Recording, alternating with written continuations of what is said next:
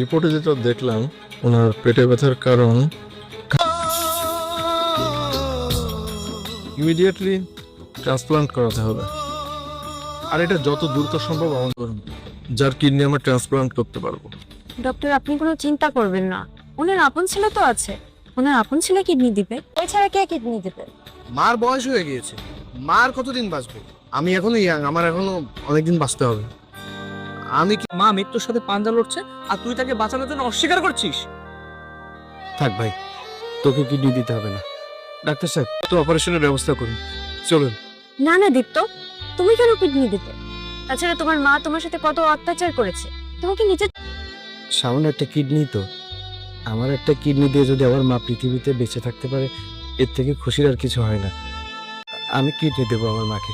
Doctor সাহেব, আপনি কিডনির ব্যবস্থা করুন, আমি কিডনি দেবো।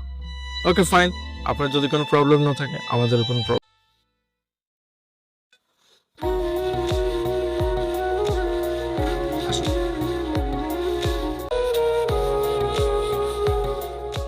মা এসো। আমার হাত ছাড়।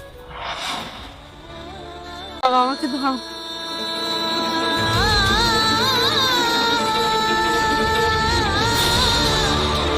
ভর্তি করা থেকে বাড়িতে আনার পর্যন্ত সবকিছু করেছেন, আমি একা কিছু করতে পারতাম না। আপনাদের প্রতি আমি কৃতজ্ঞ সাহেব। এই দীপ্ত, কোথায় যাচ্ছ? যাই না ম্যাডাম, যেদিকে দু চোখ যায় সেদিকে চলে যাব। উপরওয়ালা আমার ভালো, এখানে কেউ আমাকে ভালো চোখে দেখে না। আমি এখানে আর হয়তো কোনোদিন ফিরেও আসবো না। আমি চলে যাচ্ছি। জ্বালাচ্ছিস, তোর মায়ের সঙ্গে তুই মরতে পারলি না? তাহলে আমি বেঁচে যেতাম। যা, দূর হ, দূর হ আমার সামনে থেকে। আপনি দীপ্তকে আর একটাও খারাপ কথা বলবেন না, তাহলে আমি কিন্তু ভুলে যাব যে আপনি আমার থেকে বয়সে বড়।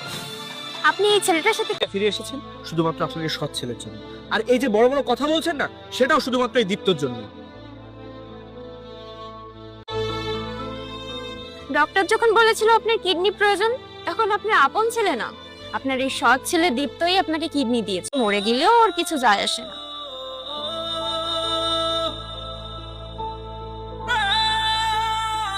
ভাইয়ার জন্য।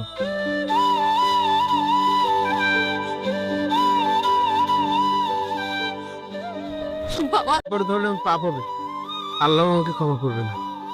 বাবা, তুই আমাকে ছেড়ে কোথাও যাসনি বাবা। কোনো সময় নিজের করে ভাবতে পারিনি, সব সময় তোমার সাথে খারাপ ব্যবহার করেছি ভাইয়া।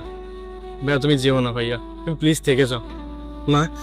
তাদেরকে আপনই মনে করেছি, আমার তো আর কেউ নেই তোমরা ছাড়া। তুমি আমার জান্নাত, তোমাকে ছেড়ে আমি কোথায় যাবো মা? আর তুই আমার ভাই না।